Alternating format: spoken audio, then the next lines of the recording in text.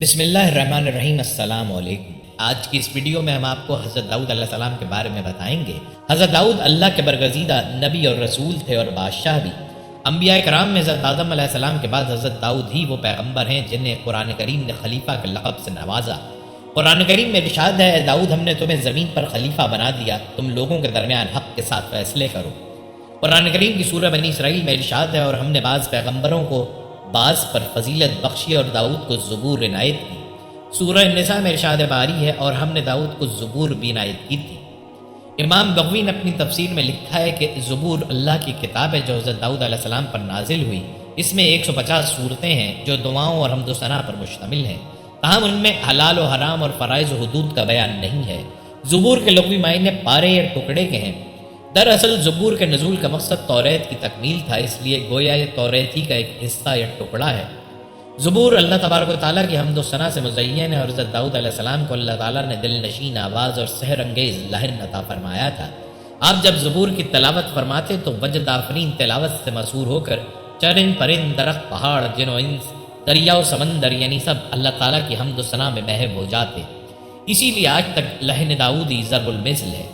مسند احمد میں حضرت ابو ہریرہ سے مروی ہے کہ رسول اکرم صلی اللہ علیہ وسلم نے فرمایا کہ داؤد علیہ السلام پر قرت کو آسان اور ہلکا کر دیا گیا تھا۔ وہ اپنے گھوڑے پر زین کسنے کا حکم فرماتے، اور اس سے پہلے کہ زین کسی جاتی آپ پوری زبور تلاوت کر چکے ہوتے۔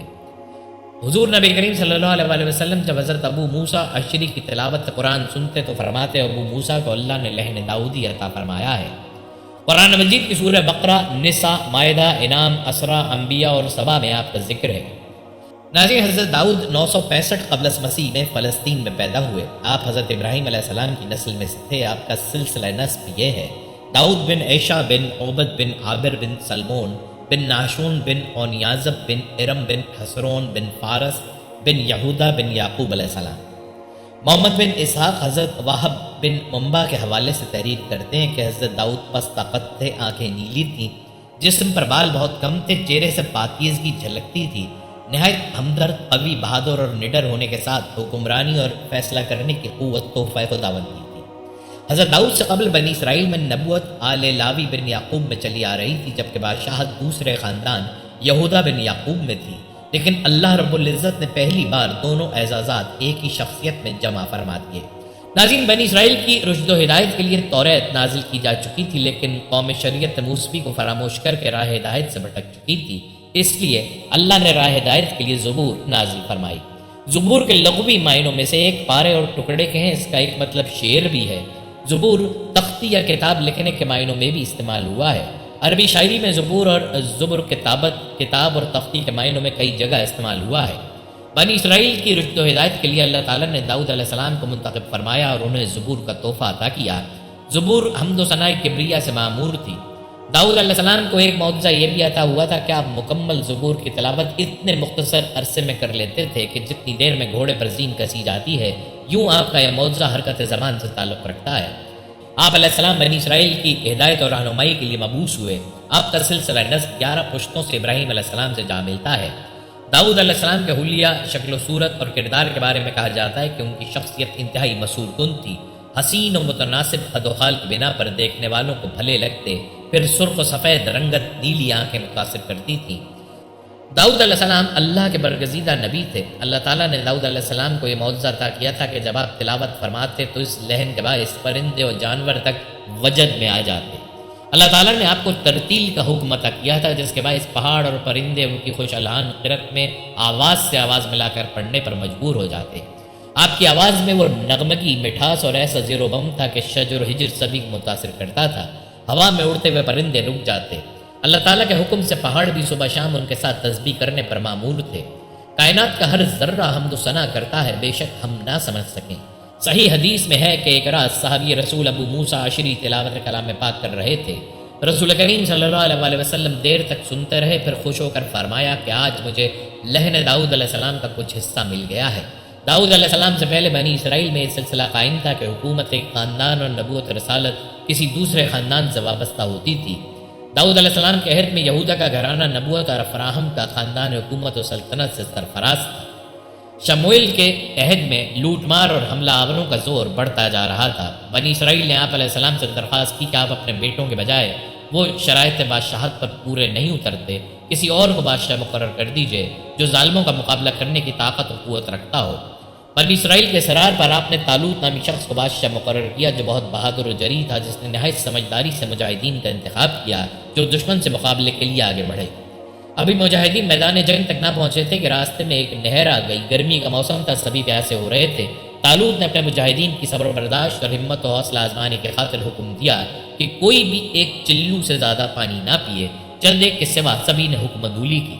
پھر جب طالوت فوجیں لے کر باہر نکلا تو اس نے کہا، یقیناً اللہ تم کو ایک نہر سے آزمائے گا، جس نے اس کا پانی پی لیا وہ میرا نہیں، اور جس نے اس کے پانی کو نہ چکھا وہ میرا ہے، مگر ہاں جو اپنے ہاتھ سے ایک چلو بھر لے۔ پھر ان میں سے سوائے چند کے سب نے اس سے پانی پی لیا۔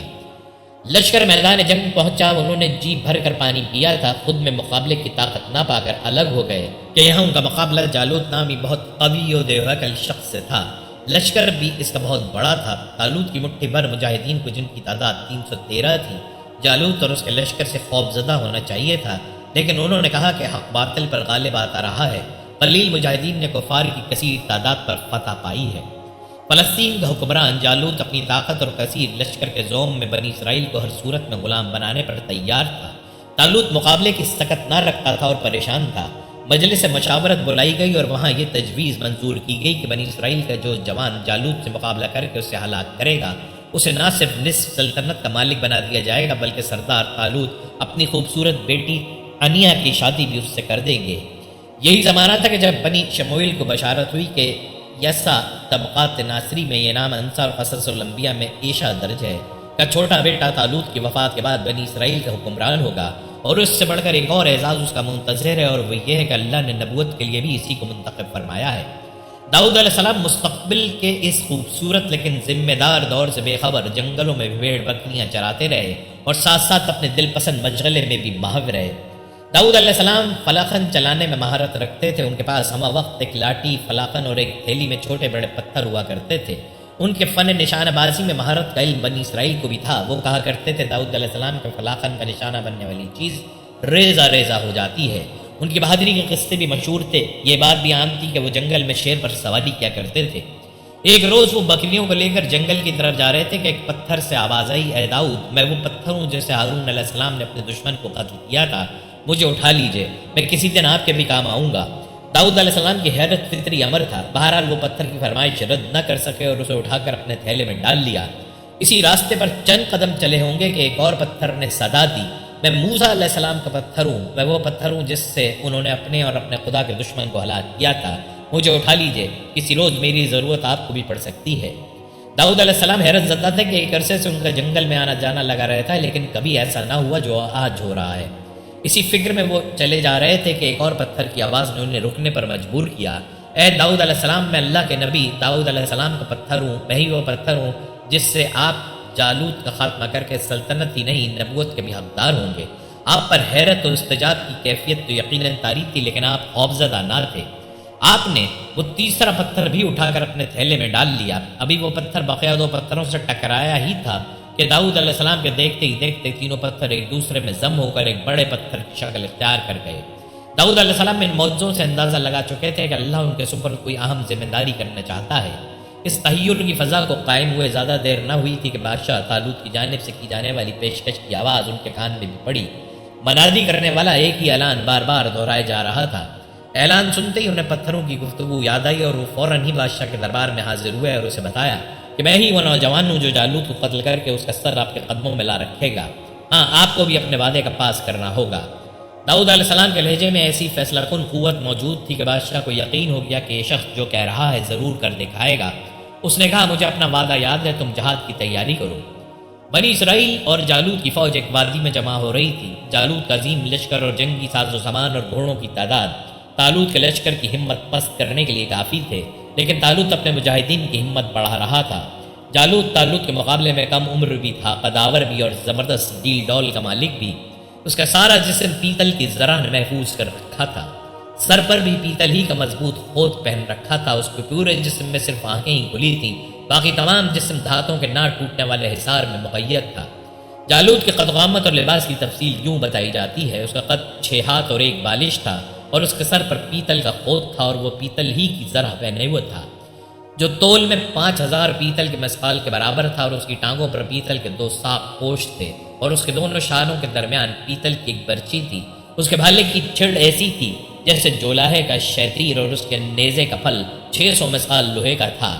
میدان جنگ پہنچ کر جالوت نے للکارا، کوئی ہے جو میرا مقابلہ کرنے کی جرت کرے اور مجھے ہلاک کر کے اپنے بادشاہ کی طرف سے اعلان کیے گئے انعام کا حقدار ٹھہرے۔ جالوت کا ہولی اور پھر دبنگ آواز، کسی میں اس للکار کا جواب دینے کی جرت نہ ہوئی۔ جالوت نے چند بار اپنی بات دہرائی اور جواب نہ پا کر اکڑتا ہوا واپس ہوا۔ یہی وہ لمحہ ہے کہ طالوت کے لشکر میں ہلچل پیدا ہوئی۔ لشکر کی پچھلی صفوں سے ایک نوجوان، جس کا جسم ذرا سے آزاد اور سر خول سے بے نیاز تھا، سامنے آیا اور جالوت کو للکارا۔ جالوت اس نوجوان کو دیکھ کر ہنسا۔ کیا میں کوئی کتا ہوں جو تو ایک لاٹھی لیے میرے مقابل آیا ہے؟ داؤد علیہ السلام کا جواب یہی تھا کہ ہاں، میرے نزدیک تیری حیثیت ایک کتے سے زیادہ نہیں ہے، تیرے لیے میری یہ لاٹھی کافی ہے۔ جالوت کا غصے سے پاگل ہو جانا انہونی بات نہ تھی، اس نے بہت برا بھلا کہنا شروع کیا۔ داؤد علیہ السلام اطمینان سے سنتے رہے، وہ جانتے تھے کہ حق کی باطل پر فتح انہی کے مقدر میں لکھی جا چکی ہے۔ خود پر اعتماد اور اللہ پر یقین نے انہیں جرت عطا کی۔ وہ مسکراتے ہوئے جالوت کی جانب بڑھتے گئے، خاموشی سے تھیلے سے پتھر نکالا، فلاخن میں رکھا اور مہارت کے ساتھ اس کے ماتھے کا نشانہ لے ڈالا۔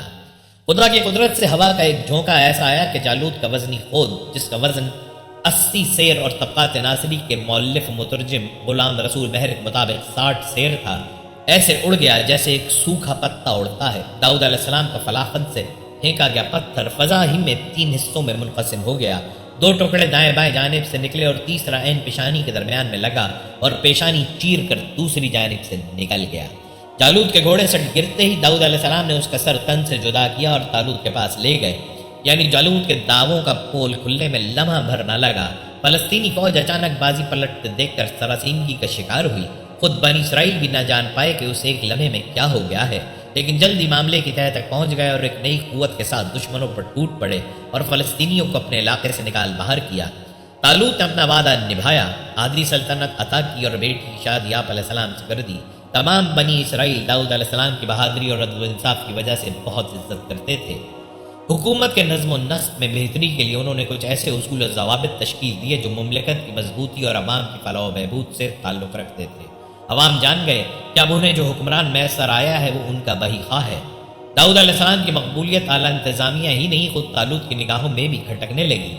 طالوت نے آپ کو راستے سے ہٹانے کا منصوبہ بنایا، لیکن وہ اس کے اپنے بیٹے یوتن کی وجہ سے ناکام ہو گیا، کیونکہ وہ جانتا تھا کہ اس کا باپ احسان فراموشی کا مرتکب ہو رہا ہے۔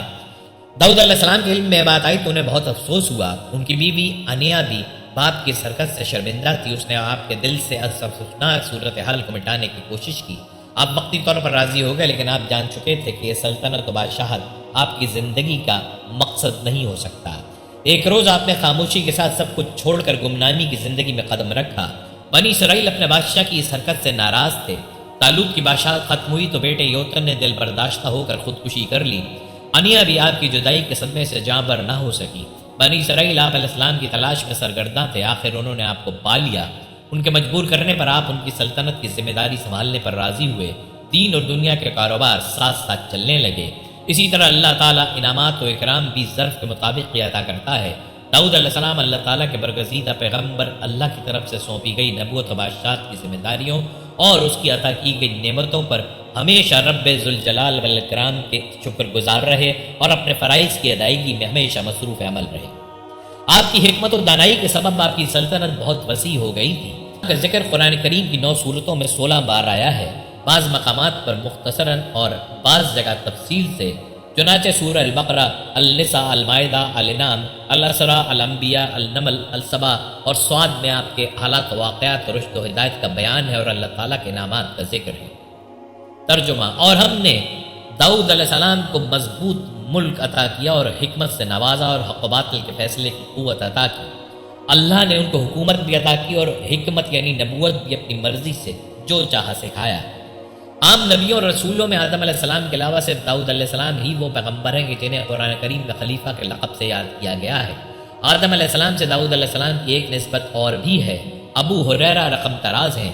نبی اکرم صلی اللہ علیہ وآلہ وسلم نے ارشاد فرمایا، عالم بالا میں جب آدم علیہ السلام کی سلب سے ان کی ذریت کو نکال کر پیش کیا گیا تو انہوں نے ایک خوبصورت چمکتی ہوئی پیشانی والے شخص کو دیکھ کر دریافت کیا، پروردگار یہ کون شخص ہے؟ جواب ملا، تمہاری ذریت میں سے بہت بعد میں آنے والی ہستی داؤد علیہ السلام ہے۔ آدم نے عرض کیا اس کی عمر کیا مقرر کی گئی ہے؟ ارشاد ہوا کہ 60 سال۔ آدم علیہ السلام نے عرض کیا الہی میں اپنی عمر کے 40 سال اس نوجوان کو بخشتا ہوں۔ مگر جب آدم علیہ السلام کی وفات کا وقت آ پہنچا تو آدم علیہ السلام نے ملک الموت سے کہا ابھی تو میری عمر کے 40 سال باقی ہیں۔ فرشتہ موت نے کہا بھول گیا، آپ نے اس قدر حصہ اپنے ایک بیٹے داؤد علیہ السلام کو بخش دیا ہے۔ یوں داؤد علیہ السلام کی ذات پر اس دنیا میں آنے سے بیشتری انعامات و اکرام کا سلسلہ شروع ہو گیا تھا اور آپ نے خود کو ان نعمتوں کا اہل ثابت کیا۔ آپ کے ذمہ رسالت و نبوت اور حکومت و سلطنت ہر دو فرائض تھے۔ نظام حکومت و سلطنت کو درست انداز میں چلانے کے لیے شعور و ادراک کے ساتھ ساتھ شجاعت و جرت کی بھی بڑی اہمیت ہے۔ اللہ تعالیٰ نے یہ اوصاف بھی آپ کو عطا کیے ہیں۔ آپ کے عہد میں فتوحات کا دائرہ بہت وسیع ہوا۔ اس کا سبب یہ تھا کہ آپ علیہ السلام اللہ کی جانب سے دیے گئے احکامات پر پورے طور سے عمل پیرا رہے۔ کہ خدا کی ہدایت تھی کہ چونکہ ہم نے آپ کو زمین پر اپنا خلیفہ مقرر کیا ہے، اس لیے آپ کا بنیادی کام حق و انصاف کے مطابق فیصلہ کرنا ہے، اور اس کام کے لیے خواہشات نفسانی کو رد کرتے ہوئے یوم حساب کو ہمیشہ پیش نظر رکھنا ہوگا، یعنی امور سلطنت کی بجا آوری میں امانت و دیانت کا لحاظ رکھنا اور خدا کا خوف اور آخرت کی فکر رکھنا لازم ہے۔ جب نظام سلطنت خدا کے احکامات کے مطابق چلایا جا رہا ہو، وحی کے ذریعے بھی اللہ تعالیٰ کی مدد شامل حال ہو، تو آپ علیہ السلام کی ہیبت، رعب و دبدبہ اور شان و شوکت سے انکار ممکن نہیں۔ یہی وجہ ہے کہ ان کے کیے گئے فیصلوں سے انحراف کی جرت جن و بشر میں سے کسی کو نہ تھی۔ ناظرین، شہر ایلیا دریا کے کنارے آباد تھا۔ اللہ تعالیٰ نے وہاں کے رہنے والوں کے صبر کا امتحان لینے کی غرض سے ان پر یہ پابندی لگائی کہ وہ ہفتے کے تمام دن مچھلی کا شکار کر سکتے ہیں سوائے ہفتے کے دن کے۔ شہر والوں کے لیے یہ شرط معمولی تھی، لیکن جلد ہی انہیں اندازہ ہو گیا کہ مچھلیاں تو بہت ہوشیار ہیں۔ ہفتے کے 6 دن مچھیرے جال لگائے بیٹھے رہتے، لیکن کسی کے جال یا کانٹے میں ایک مچھلی بھی نہ پھنستی۔ اب تو وہ بہت پریشان ہوئے، کھانے کو نہ بیچنے کو مچھلی ہاتھ آتی۔ ان کی حالت روز بروز بری ہوتی جا رہی تھی۔ آخر شہر ایلیا کے دانا بزرگ سر جوڑ کر بیٹھے اور ایک حل ڈھونڈ نکالا۔ اب ہر جمعے کی شام وہ ساحل پر گڑے کھود ڈالتے اور دریا تک نالیاں بنا لیتے۔ ہفتے کے روز مچھلیاں پانی کے ساتھ ان گڑھوں میں آ کر پھنس جاتی۔ ماہی گیر نالیاں بند کر دیتے اور اتوار کو انہیں پکڑ کر کھاتے اور فروخت کرتے۔ کہا جاتا ہے کہ وہ 40 سال تک یہ نافرمانی کرتے رہے۔ اللہ نے چونکہ انہیں چھوٹ دی ہوئی تھی، اس لیے وہ اسے حق سمجھتے رہے، یہاں تک کہ داؤد علیہ السلام کا زمانہ آ پہنچا۔ آپ نے انہیں روکنے کی بہت کوشش کی، انہیں عذاب الہی سے ڈرایا، لیکن وہ باز نہ آئے۔ بنی اسرائیل میں سے جن لوگوں نے کفر کی روش اختیار کی تھی، ان پر داؤد اور عیسیٰ بن مریم کی زبان سے لعنت کی تھی۔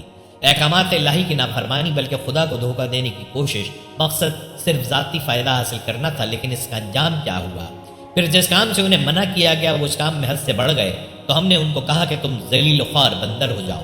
مچھلی کے گوشت نے ان کے پیٹ میں ایسی عذیتناک صورتحال پیدا کی کہ ان کی جلد نے بندروں کی کھال کی شکل اختیار کی اور ان کی صورتیں بندر کی شکل میں تبدیل ہو گئی، لیکن اس طرح کہ ہر مرد، عورت اور بچہ پہچانا جاتا تھا کہ کون ہے۔ بوڑھے لوگ سور کی شکل میں دکھائی دینے لگے۔ کہا جاتا ہے کہ یہ پوری قوم 3 دن کے اندر اندر ایڑیاں رگڑ رگڑ کر ختم ہوئی۔ ناظرین، یہاں ایک اور بات آپ کو بتاتے چلیں، اس شہر میں رہنے والے 70,000 نفوس تھے اور ان کو منع کرنے والے 12,000 تھے۔ جب مجرموں نے ان کی نصیحت قبول کرنے سے انکار کر دیا تو مانعین نے کہا بخدا ہم ایک علاقے میں نہیں رہیں گے۔ انہوں نے شہر کے درمیان ایک دیوار کھینچ دی اور ان سے الگ رہنے لگے، اور کئی سال اسی طرح گزر گئے۔ پھر معصیت پر ان کے مسلسل اصرار کی وجہ سے حضرت داؤد علیہ السلام نے ان پر لعنت کی اور اللہ تعالیٰ نے ان پر اپنا غضب فرمایا۔ ایک دن منع کرنے والے اپنے دروازے سے نکلے تو دیکھا کہ مجرمین میں سے کوئی نہیں نکلا۔ جب کافی دیر ہو گئی تو وہ دیوار پھاند کر گئے، دیکھا تو تمام لوگ بندر بن چکے تھے۔ ایک قول یہ کہ جوان بندر بن گئے تھے اور بوڑھے خنزیر بن گئے تھے۔ وہ دوسروں کو پہچان رہے تھے اور دوسرے ان کو نہیں پہچان رہے تھے۔ وہ 3 دن تک اس حال میں روتے رہے، پھر سب ہلاک ہو گئے اور کوئی مسخ شدہ شخص 3 دن سے زیادہ زندہ نہیں رہا اور نہ ان کی نسل چلی۔ اس حوالے سے حضرت عبداللہ بن مسعود سے صحیح مسلم میں منقول ہے کہ بعض لوگوں نے اپنے زمانے کے بندروں اور خنزیروں کے بارے میں حضرت سے دریافت کیا کہ کیا یہ وہی مسخ شدہ شکلوں والے یہودی ہیں؟ آپ صلی اللہ علیہ وآلہ وسلم نے فرمایا اللہ تعالیٰ جب کسی قوم میں مسخ صورت کا عذاب نازل کرتے ہیں تو ان کی نسل نہیں چلتی بلکہ چند روز میں ہلاک ہو کر ختم ہو جاتے ہیں۔ بندر اور خنزیر دنیا میں پہلے ہی سے موجود تھے۔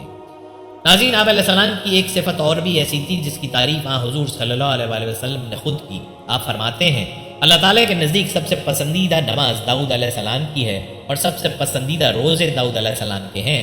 وہ آدھی رات سوتے، 1/3 رات عبادت کرتے اور پھر رات کے 6 حصے میں سو جاتے تھے، اور ایک دن روزہ رکھتے اور ایک دن افطار فرماتے تھے۔ اور جب دشمن سے مقابلہ ہو جاتا تو فرار اختیار نہ فرماتے۔ بلا شبہ وہ اللہ کی طرف بہت رجوع کرنے والے تھے۔ عبادت اور ریاضت سے لگاؤ اس قدر تھا کہ ان کی شعوری کوشش تھی کہ دن کے 24 گھنٹوں میں خود یا ان کے گھر کا کوئی نہ کوئی فرد عبادت میں مشغول رہے، یعنی کوئی لمحہ ایسا نہ گزرے جس میں وہ یا ان کے گھرانے کا کوئی فرد مصروف عبادت نہ ہو۔ چنانچہ آپ نے ایسا ہی نظام الاوقات مرتب کر رکھا تھا۔ ایک بار ایسا ہوا کہ ان کے دل میں احساس فخر جاگا اور اپنی اور اپنے گھرانے کی عبادت گزاری پر خوش ہوئے۔ اللہ تعالیٰ نے فرمایا کہ توفیق عبادت بھی میری ہی عطا کی ہوئی ہے، میری مدد شامل نہ ہو تو یہ تیرے بس میں نہیں۔ پھر ایسا ہوا بھی کہ ایک دفعہ جب آپ اپنے نظام الاوقات کے مطابق عبادت میں مصروف تھے اور آپ کے خاندان کے کسی اور فرد کی عبادت کا وقت نہ تھا، آپ کی عبادت گاہ میں ناگاہ 2 اشخاص دیوار پھاند کر آ گئے۔ آپ گھبرا گئے، لیکن انہوں نے کہا کہ ہم اپنے ایک مقدمے کے فیصلے کے لیے آپ کے پاس حاضر ہوئے ہیں۔ مسئلہ یہ ہے کہ میرے اس بھائی کے پاس 99 دمبیاں ہیں جبکہ میرے پاس صرف ایک ہے۔ یہ زبردستی مجھ سے میری دمبی لینا چاہتا ہے۔ آپ علیہ السلام نے فرمایا کہ یہ تیری دمبی اپنی دمبیوں میں ملانے کے لیے تجھ سے مانگتا ہے، بے شک ظلم کرتا ہے۔ یہ وقت آپ کی عبادت کا تھا، نہ کہ عدالت لگانے کا۔ آپ نے صرف مدعی کا بیان سنا اور فیصلہ سنا دیا۔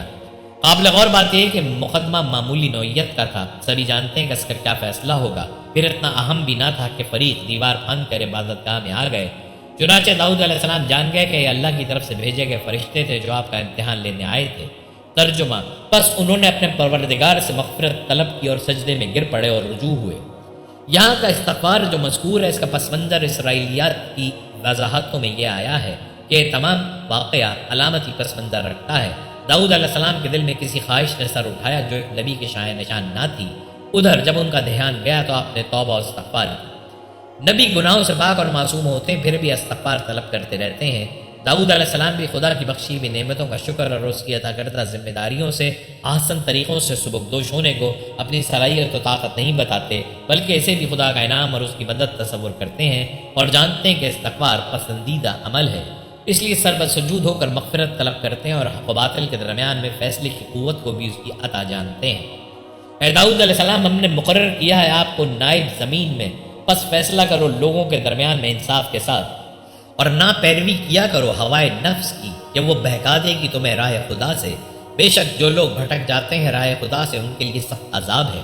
یہاں داؤد علیہ السلام کو بتایا جا رہا ہے کہ تم کسی شاہی خاندان سے تعلق نہیں رکھتے کہ یہ سلطنت تمہیں ورثے میں مل گئی ہے۔ یہ اللہ کا فضل و کرم ہے۔ اس کا شکر ادا کرنے کا طریقہ یہ ہے کہ تم رعایا کے فیصلے عدل و انصاف کے مطابق کرو۔ ایک مرتبہ 2 اشخاص ایک بیل پر حق ملکیت کا مقدمہ لے کر آپ کی خدمت میں حاضر ہوئے۔ آپ نے فیصلے کے لیے دوسرے دن انہیں طلب کیا۔ رات کو خواب میں حکم ہوا کہ دعوے داروں کو قتل کر دیا جائے۔ صبح جب دونوں حاضر ہوئے تو آپ نے مدعی کو قتل کا حکم سنا دیا۔ وہ بہت حیران ہوا کہ بیل بھی میرا اور سزائے موت بھی مجھے ہی سنائی جا رہی ہے۔ بہرحال وہ جان گیا کہ داؤد علیہ السلام کو وحی کے ذریعے اصل واقعے کا علم ہو چکا ہے۔ چنانچہ اسے صحیح بات بتانی ہی پڑی کہ آج رات میں نے مدعی علیہ کے باپ کو دھوکے سے قتل کر دیا، بس اس کے بدلے اللہ تعالیٰ نے آپ کو قصاص کا حکم دیا ہے۔ چنانچہ داؤد علیہ السلام نے اس کے قتل کا حکم نامہ جاری کر دیا۔ اس واقعے کے بعد بنی اسرائیل کے ہر شخص پر آپ کی ہیبت اور بڑھ گئی کہ سبھی پہلے ہی آپ کی فراست اور عقل و شعور کے قائل تھے۔ ترجمہ: اور ہم نے اس کی سلطنت کو مضبوط کر دیا تھا اور اسے حکمت دی تھی اور بات کا فیصلہ کرنا۔ اور بے شک ہم نے بعض انبیاء کو بعض پر فضیلت عطا فرمائی ہے اور ہم نے داؤد علیہ السلام کو زبور بخشی۔ پیغمبروں کی شان رہی ہے کہ وہ بیت المال سے اپنی خدمات کا معاوضہ یا وظیفہ لینا جائز ہونے کے باوجود مناسب نہیں سمجھتے۔ آپ نے اللہ سے کسب حلال کی درخواست کی کہ اللہ تعالیٰ میرے لیے کوئی ایسا ذریعہ بنا جس میں میں اپنے ہاتھ کی کمائی سے رزق حلال حاصل کر سکوں اور دیگر فرائض منصبی زیادہ توجہ کے ساتھ ادا کر سکوں۔ اللہ تعالیٰ نے آپ کی دعا قبول فرمائی اور آپ کے لیے آسانیاں پیدا کر دیں۔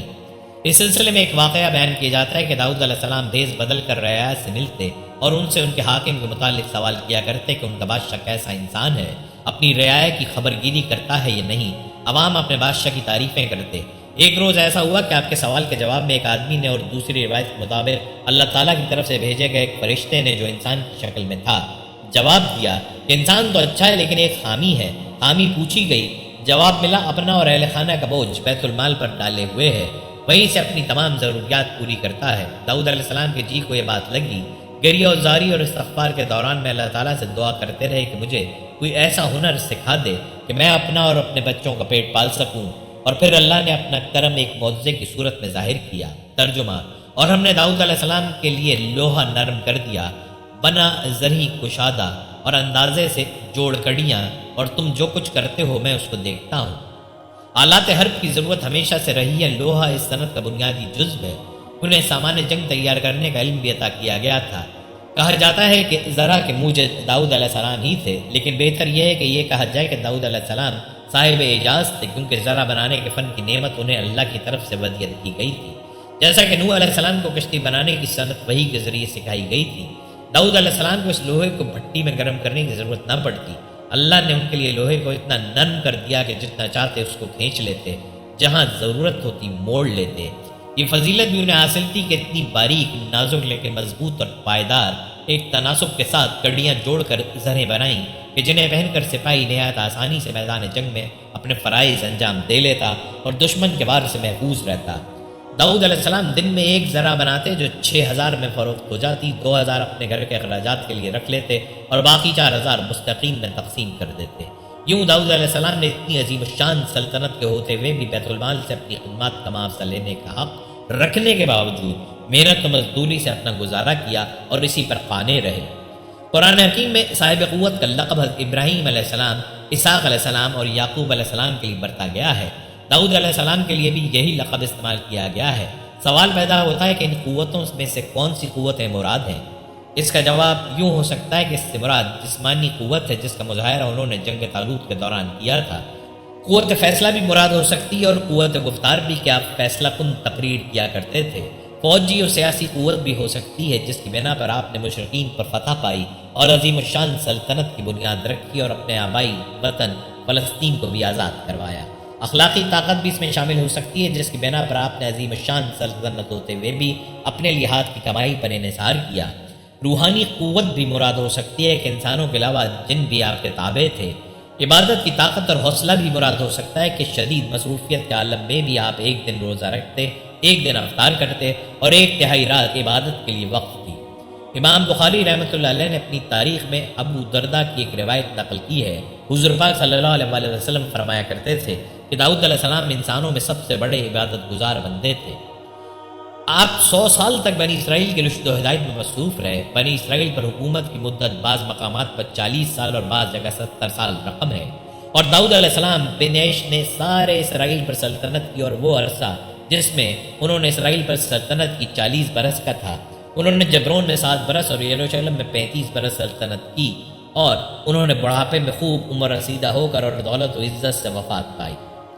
ناظرین، اللہ تعالیٰ سورہ انبیاء میں فرماتے ہیں کہ ہم نے پہاڑوں کو داؤد کے لیے مسخر کر دیا کہ ان کے ساتھ تسبیح کرتے تھے، اور جانوروں کو بھی مسخر کر دیا تھا۔ نیز سورہ سعد میں ارشاد ہے کہ ہم نے پہاڑوں کو ان کے زیر فرمان کر دیا تھا کہ صبح شام ان کے ساتھ اللہ کی تسبیح کیا کرتے تھے، اور پرندوں کو بھی کہ جمع رہتے تھے اور سب ان کے فرما بردار تھے۔ مفسرین کے مطابق اللہ تبارک و تعالیٰ نے پہاڑوں، پرندوں اور جانوروں کو حکم دیا تھا کہ جب حضرت داؤد علیہ السلام اللہ تعالیٰ کا ذکر کریں تو وہ سب بھی ان کلمات کو دہرائیں۔ جب وہ زبور کی تلاوت کرتے تو پرندے بھی ہوا میں ٹھہر کر ان کے ساتھ ذکر الہی میں شامل ہو جاتے۔ اسی طرح پہاڑ، شجر اور دیگر جانور بھی ان کے ساتھ اللہ تعالیٰ کی تسبیح کرتے۔ اللہ رب العزت نے پتھروں اور درختوں میں بھی ایک طرح کی زندگی رکھی ہے، یہ الگ بات ہے کہ ہمیں اس کا شعور نہیں۔ سورہ بنی اسرائیل میں ساتوں آسمان اور زمین اور جو بھی ان میں ہے وہ سب اسی کی تسبیح کر رہے ہیں۔ ایسی کوئی چیز نہیں جو اسے پاکیزگی اور تعریف کے ساتھ یاد نہ کرتی ہو۔ ہاں، یہ صحیح ہے کہ تم اس کی تسبیح کو سمجھ نہیں سکتے۔ اللہ تبارک و تعالیٰ نے حضرت داؤد کو دوسرا معجزہ یہ عطا فرمایا کہ لوہے کو ان کے لیے موم کی طرح نرم فرما دیا۔ ارشاد باری تعالیٰ ہے، اور ان کے لیے ہم نے لوہے کو نرم کر دیا کہ کشادہ زرہیں بناؤ اور کڑیوں کو اندازے سے جوڑو اور نیک عمل کرو۔ حضرت حسن بصری، قتادہ اور عامش فرماتے ہیں کہ اللہ نے ان کے لیے لوہے کو نرم کر دیا، حتیٰ کہ بغیر آگ و مٹی کے اپنے ہاتھ کے ساتھ اسے ہر طرح سے موڑ لیا کرتے تھے۔ انہیں لوہا موڑنے کے لیے ہتھوڑے کی ضرورت پڑتی اور نہ کسی دوسرے اوزار کی۔ وہ موم کی طرح ہاتھ سے اس کی کڑیاں بنا لیا کرتے تھے۔ حضرت قتادہ فرماتے ہیں کہ سب سے پہلے شخص جنہوں نے کڑیوں کی انتہائی محفوظ زرہ بنائی وہ حضرت داؤد ہیں۔ اس سے پہلے صاف چادر کی زرہیں بنتی تھیں۔ ابن شوذب فرماتے ہیں کہ آپ دن میں ایک زرہ بنا لیا کرتے جو 600 درہم میں فروخت ہوتی۔ داؤد علیہ السلام نے باوجود یہ کہ ایک عظیم سلطنت کے بادشاہ تھے، مگر ساری عمر وہ اپنے ہاتھ کی دستکاری کی کمائی سے اپنے خورد و نوش کا سامان کرتے رہے۔ اللہ نے آپ کو ایک معجزہ عطا فرمایا تھا کہ آپ لوہے کو ہاتھ میں لیتے تو موم کی طرح نرم ہو جایا کرتا تھا، اور آپ اس سے زریں بنایا کرتے تھے اور ان کو فروخت کر کے اس رقم کو اپنا ذریعہ معاش بنائے ہوئے تھے۔ اللہ تعالیٰ ارشاد فرماتے ہیں اور ہم نے اسے یعنی داؤد کو تمہارے لیے لباس بنانے کا ہنر سکھایا تاکہ لڑائی کے ضرر سے تمہارا بچاؤ ہو۔ تفسیر ابن کثیر میں حافظ ابن عساکر کی روایت ہے کہ حضرت داؤد علیہ السلام اپنی خلافت کے زمانے میں بھیس بدل کر بازاروں میں جاتے اور لوگوں سے پوچھا کرتے کہ داؤد کیسے آدمی ہے۔ چونکہ سلطنت میں عدل و انصاف عام تھا اور لوگ آرام و عیش سے رہتے تھے، کسی کو حکومت سے شکایت نہ تھی، اسی لیے آپ جس سے بھی سوال کرتے وہ حضرت داؤد علیہ السلام کی تعریف ہی کرتا۔ ناظرین، تاریخ میں آپ کے ایک ہی بیٹے حضرت سلیمان علیہ السلام کا تذکرہ ملتا ہے۔ ایک روایت کے مطابق حضرت داؤد علیہ السلام کے انتقال کے وقت حضرت سلیمان علیہ السلام کی عمر 25 سال تھی۔ اللہ تعالیٰ نے نبوت اور حکومت دونوں میں حضرت سلیمان علیہ السلام کو حضرت داؤد علیہ السلام کا جانشین بنایا۔ یوں نبوت کے ساتھ ساتھ اسرائیلی حکومت بھی ان کے قبضے میں آ گئی۔ قرآن کریم میں ارشاد باری تعالیٰ ہے، ترجمہ، اور سلیمان علیہ السلام داؤد علیہ السلام کا وارث ہوا۔ یہاں وراثت سے مراد مال و دولت اور حکومت و سلطنت نہیں ہے، کیونکہ حضرت سلیمان علیہ السلام حضرت داؤد علیہ السلام کی واحد اولاد نہ تھے۔ ان کی 100 بیویاں تھیں، ان سے اولادیں بھی تھیں، اور حضرت داؤد علیہ السلام کی وفات کے وقت آپ کے 19 بیٹوں کا ذکر ملتا ہے۔ اگر وراثت سے مراد مال و دولت، جائیداد اور سلطنت ہے تو پھر 19 کے 19 بیٹے وارث ٹھہرتے اور حضرت سلیمان علیہ السلام کی تخصیص باقی نہ رہتی۔ اب چونکہ یہاں وارث ہونے میں حضرت سلیمان علیہ السلام کا ذکر ہے تو وہ علم اور نبوت ہی کی وراثت ہو سکتی ہے۔ بے شک علماء ہی انبیاء کے وارث ہوا کرتے ہیں۔ پھر دوسری بات یہ بھی ہے کہ انبیاء کی وفات کے بعد ان کی اولاد ان کی مال و دولت کی وارث نہیں ہوتی، بلکہ تمام مال و اسباب مساکین و فقراء کا حق سمجھتے ہوئے خدا کے نام پر صدقہ کر دیا جاتا ہے، کیونکہ یہ حقیقت ہے کہ انبیاء کے مال کی میراث تقسیم نہیں ہوا کرتی۔ رسول پاک صلی اللہ علیہ وآلہ وسلم کا ارشاد ہے کہ ہم جماعت انبیاء ہیں، ہمارے ورث سے بٹا نہیں کرتے، ہم جو کچھ چھوڑ جائیں صدقہ ہے۔ حضرت داؤد علیہ السلام اس امر سے آگاہ تھے کہ اللہ تعالیٰ نے حضرت سلیمان کو علم و دانش، ذکاوت و خطابت اور مقدمات کے فیصلے کی صلاحیت بچپن ہی سے عطا کر دی تھی۔ ایک بار آپ علیہ السلام نے حضرت سلیمان علیہ السلام سے چند سوالات پوچھے کہ سب سے اچھی چیز کیا ہے؟ جواب ملا ایمان۔ بری چیز کے استفسار کے جواب میں عرض کیا کہ کفر۔ میٹھی چیز کے جواب میں خدا کی رحمت، اور ٹھنڈک والی چیز کون سی ہے کا جواب دیا گیا کہ خدا تعالیٰ کا لوگوں سے درگزر کرنا اور انسانوں کو ایک دوسرے کو معاف کر دینا۔ جوابات سن کر حضرت داؤد علیہ السلام نے فرمایا کہ سلیمان اللہ کے نبی ہیں۔ بچپن ہی سے حضرت داؤد امور سلطنت اور نظام حکومت کے اہم فیصلوں میں انہیں شریک رکھتے اور اہم امور مقدموں میں بھی آپ علیہ السلام سے مدد و مشورہ لیا کرتے۔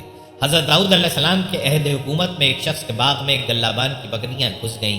مالک مقدمہ لے کر حضرت داؤد علیہ السلام کے پاس آیا کہ اس کی بکریوں نے میرا باغ اجاڑ دیا ہے۔ آپ مقام و وقوع پر گئے، نقصان کا اندازہ لگایا، اس کی قیمت گلابان کے ریوڑ کے برابر ہوئی۔ چنانچہ آپ نے فیصلہ کیا کہ گلابان اپنی تمام بکریاں بطور تاوان باغ والے کے سپرد کر دے۔ حضرت سلیمان، جن کی عمر اس وقت صرف 11 برس تھی، یہ فیصلہ سن چکے تھے۔ انہوں نے کہا کہ ایک اور فیصلہ ہو سکتا ہے جو فریقین کے حق میں اس سے زیادہ بہتر ہے۔ حضرت داؤد کو اس بات کا علم ہوا تو انہوں نے حضرت سلیمان کو بلایا اور اس سے بہتر فیصلے کے متعلق پوچھا۔ آپ علیہ السلام نے فرمایا کہ تمام بکریاں باغ والے کے سپرد کر دی جائیں تاکہ وہ ان سے دودھ اور اون وغیرہ حاصل کر کے فائدہ اٹھاتا رہے، اور باغ بکریوں والے کو دے دیا جائے کہ وہ اس سے رنا اسے کاشت کرے، اس کی دیکھ بھال کرے یہاں تک کہ اس میں پھل آ جائے اور اس حالت میں ہو جائے کہ جس میں بکریوں نے اس کا نقصان کیا تھا۔ اس وقت باغ واپس باغ والے کو دے دیا جائے اور بکریاں گلابان کو لوٹا دی جائیں۔ حضرت داؤد نے فیصلہ پسند کیا۔ دیکھا جائے تو حضرت داؤد علیہ السلام کی قوت فیصلہ اور علم و دانش پر حضرت سلیمان اس کم عمری میں، اس وقت ان کی عمر صرف 11 برس تھی، فوقیت لے گئے۔ خدا کا واضح ترین انعام علم تھا جو حضرت داؤد اور حضرت سلیمان کو بدیت کیا گیا تھا۔ ناظرین، حضرت داؤد نے 40 برس حکومت کی۔ روایتوں میں بیان کیا جاتا ہے کہ ایک بار حضرت داؤد علیہ السلام کے پاس ایک عجیب مقدمہ آیا۔ ان کے پاس بہت سے آدمی 2 آدمیوں کو لائے۔ ان کا گائے کا مقدمہ تھا۔ ایک غریب شخص نے دوسرے امیر شخص کی گائے کو ذبح کر دیا تھا، اور یہ بات قبول کرنے کے باوجود اپنی غلطی نہیں مان رہا تھا۔ حضرت داؤد نے غریب آدمی سے پوچھا کہ وہ کیا کہنا چاہتا ہے۔ اس نے کہا وہ کمزور، غریب اور لاچار ہے، اس لیے محنت مزدوری نہیں کر سکتا، جو مل جاتا ہے اسے صبر شکر کر کے کھا لیتا ہے، کوئی بھی ترس کھا کے کھانے کو دے دیتا ہے۔ میں ایک عرصے سے خدا سے دعا مانگ رہا ہوں کہ یا اللہ، میں کمزور اور غریب ہوں، میری مدد فرما، میں مزدوری نہیں کر سکتا، مجھے بلا محنت کیے کچھ کھانے کو دے۔ میں عرصہ دراز سے دعا مانگ رہا ہوں، آج اللہ نے میری دعا سن لی اور یہ گائے میرے گھر میں گھس آئی۔ میں نے جانا کہ اللہ نے میری دعا سن لی ہے، اس لیے میں نے اسے ذبح کروا لیا اور قصاب کو مزدوری کی صورت میں گائے کے گوشت کا بڑا حصہ دے دیا۔ حضرت داؤد نے یہ سن کر حاضرین سے پوچھا کہ کیا یہ سچ کہہ رہا ہے؟ لوگوں نے کہا جی حضرت، یہ روز کیا بلکہ ہر وقت اللہ سے دعائیں مانگا کرتا ہے، اور محلے والے ترس کھا کر اس کو کھانا دے دیتے تھے، لیکن اس کی حرکت قابل معافی نہیں کہ کسی کی گائے ذبح کر لی۔ گائے کے مالک نے کہا کہ حضرت کھلا مقدمہ سامنے ہے، اس شخص کو سزا دیجیے اور میری گائے کی قیمت دلوائیے۔ حضرت داؤد نے ان سے 1 دن کی مہلت مانگی تو گائے والے نے کہا کہ سب کچھ آپ کے سامنے ہے، فیصلہ کرنے میں دیر کیوں کر رہے ہیں؟ حضرت داؤد نے کہا کہ نہیں، فیصلہ کل سنایا جائے گا۔ سب لوگ چلے گئے۔ رات کو عبادت کے وقت انہوں نے اللہ سے دعا مانگی کہ یا رب، جو سچ ہے وہ مجھے بتا تاکہ میں صحیح فیصلہ کر سکوں۔ ان کی دعا اللہ نے قبول کی اور ان پر سارے اسرار و رموز کھول دیے۔ اگلے دن وہ غریب نادار شخص، گائے والا اور بہت سے لوگ حاضر ہوئے کہ نبی کا فیصلہ سن سکیں۔ تب حضرت داؤد علیہ السلام نے گائے والے سے کہا کہ وہ گائے اس شخص کو بخش دے۔ گائے والے نے کہا یہ کیوں کر ممکن ہے کہ میں اپنی گائے اسے دے دوں؟ تب انہوں نے پھر کہا کہ تو اپنا مال و اسباب بھی اسے دے دے۔ وہ شخص بول اٹھا حضرت یہ کیسا فیصلہ ہے کہ آپ اس قصوروار کی حمایت کر رہے ہیں؟ حضرت داؤد نے کہا کہ رات کو میرے پاس وحی آئی کہ فیصلہ کیسا کروں۔ یہ کہہ کر انہوں نے سب کو اپنے ساتھ چلنے کو کہا اور سب لوگوں کو ایک انتہائی گھنے اور پرانے درخت کے نیچے لے جا کر کہا اس درخت کے نیچے تو نے اپنے مالک کو قتل کیا تھا اور اس کا مال و اسباب اور جائیداد سب پر قبضہ کر لیا تھا۔ یہ غریب شخص اسی امیر آدمی کا بیٹا ہے جس کو تو نے لالچ میں آ کر قتل کیا تھا۔ تیرے نام کی چھری بھی یہاں دفن ہے۔ یہ کہہ کر انہوں نے ایک جگہ کی نشاندہی کی۔ لوگوں نے اس جگہ کو کھودا تو ایک انسان کی کھوپڑی اور چھری برآمد ہوئی جس پر اس شخص کا نام لکھا تھا۔ حضرت داؤد علیہ السلام نے تمام مال و دولت اس غریب شخص کے حوالے کرنے کا حکم دیا اور کہا کہ اگر اس نے فیصلہ نہ مانا تو واجب القتل ہوگا۔ لوگوں نے اس امیر آدمی کو بڑی لعن طعن کی اور برا بھلا کہا۔ حضرت داؤد علیہ السلام نے کہا جو وہ اوپر والا جانتا ہے وہ کوئی نہیں جانتا، اس لیے میں نے تم لوگوں سے 1 دن کی مہلت دی تھی تاکہ صحیح صورتحال مجھ پر منکشف ہو جائے۔ آپ علیہ السلام کا ایک اور واقعہ مورخین نے کتب تاریخ میں لکھا ہے۔ ایک خاتون حضرت داؤد علیہ السلام کی خدمت میں حاضر ہوئیں اور عرض کیا اے خدا کا نبی، آپ کا پروردگار عادل ہے یا ظالم؟ حضرت داؤد نے فرمایا تیرا ناس ہو یا خاتون، تو کیا بات کر رہی ہے؟ رب تعالیٰ تو سراسر عدل و انصاف ہے، وہ ذرہ برابر بھی کسی پر ظلم نہیں کرتا۔ پھر اس سے پوچھا کہ تم ایسا کیوں کہہ رہی ہو، تمہارا قصہ کیا ہے؟ اس عورت نے اپنا قصہ بیان کرنا شروع کیا۔ اے خدا کے نبی، میں ایک عورت ہوں، میری 3 بچیاں ہیں جن کی پرورش میں اپنے ہاتھ سے سوت کاٹ کاٹ کے کرتی ہوں۔ میں دن بھر اور بعض اوقات راتوں کو جاگ کر سوت کاٹتی ہوں۔ گزشتہ روز میں اپنا کاٹا ہوا سوت ایک سرخ کپڑے میں باندھ کر اسے بیچنے کے لیے بازار جانا چاہتی تھی کہ اس کی آمدنی سے بچوں کے کھانے پینے کا بندوبست کروں، لیکن اچانک ایک پرندہ مجھ پر ٹوٹ پڑا اور سرخ کپڑے کا ٹکڑا جس میں میں نے سوت باندھ رکھا تھا اسے گوشت کا ٹکڑا سمجھتے ہوئے لے اڑا۔ میں یوں ہی حسرت و یاس سے ہاتھ ملتی رہ گئی کہ اب میرے پاس کچھ نہیں کہ اپنی بچیوں کو کھانا ہی کھلا سکوں۔ ابھی وہ خاتون حضرت داؤد سے اپنی داستان بیان کر رہی تھی کہ اتنے میں آپ کے دروازے پر دستک ہوئی۔ حضرت داؤد نے آنے والے کو گھر میں داخل ہونے کی اجازت مرحمت فرمائی۔